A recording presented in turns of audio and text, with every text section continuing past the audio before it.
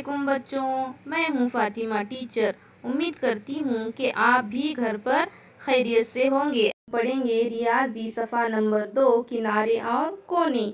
आज हम देखेंगे किनारे किसे कहते हैं और कोने किसे कहते हैं।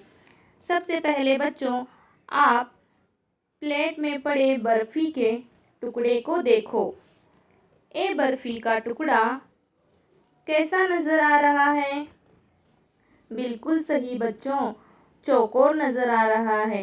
चौकोर के बारे में हमने पिछले सबक में पढ़ा है। ये बर्फ़ी का ऊपरी हिस्सा चौकोर है। तो बच्चों, इस तरह से तस्वीर में चौकोर किनारे होते हैं।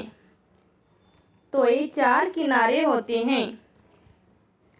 तो बच्चों, 2 किनारे जहाँ मिलते हैं उसे हम कहते हैं कोना। तो यहाँ पर किनारे बताए जा रहे हैं। ये 4 किनारे हैं।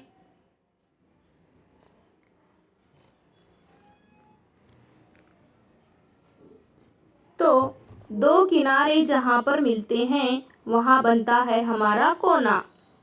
पहला कोना, दूसरा कोना, तीसरा कोना और फिर चौथा कोना। तो बच्चों, यहाँ पर 4 कोने बन गए हैं। तो इसे हम कहेंगे कोने।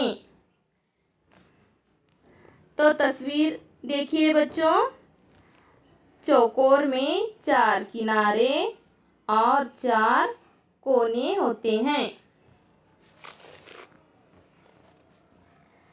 अब हम देखेंगे बच्चों, मेज़ की ऊपरी सतह को गौर से देखो। यहाँ पर एक मेज़ नज़र आ रही है, उसे गौर से देखो। मेज़ की ऊपरी सतह है, उसके किनारे कितने हैं हमें गिनना है। एक कोना, दूसरा, तीसरा और चौथा।